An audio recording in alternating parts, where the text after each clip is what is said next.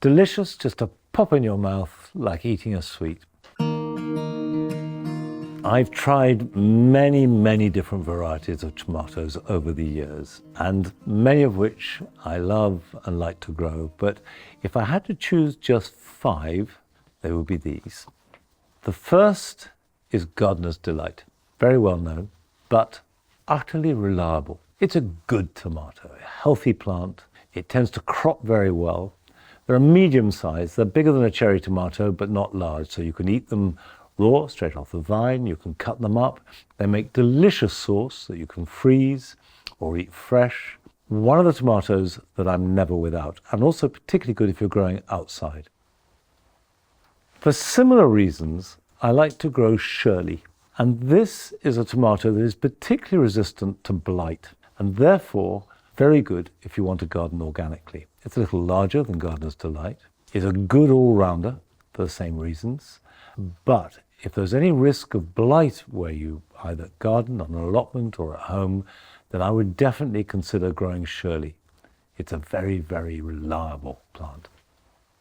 Slightly less reliable, but absolutely delicious, is a tomato called Costoluto de Fiorentino.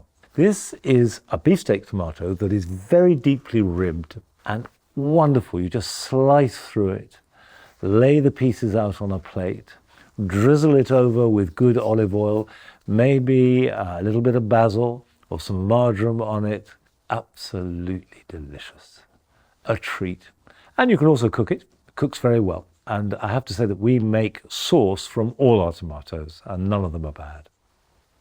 Behind me is a variety I like to grow called Sungold. This is a cherry tomato, orange and yellow, delicious, just to pop in your mouth like eating a sweet. Very prolific, easy to grow. It tends to crop a little bit later than some of the others, and will certainly crop better in a greenhouse than outside, but it's still worth growing outside. And also, if you roast them whole for about 40 minutes and then liquidize them, it makes a delicious sauce. My final choice, you can buy under a number of different names, but they all mean the same thing. It's called Black Crim, or Black Crimea, or Black Russian. And this is a tomato that can be positively chocolate in color.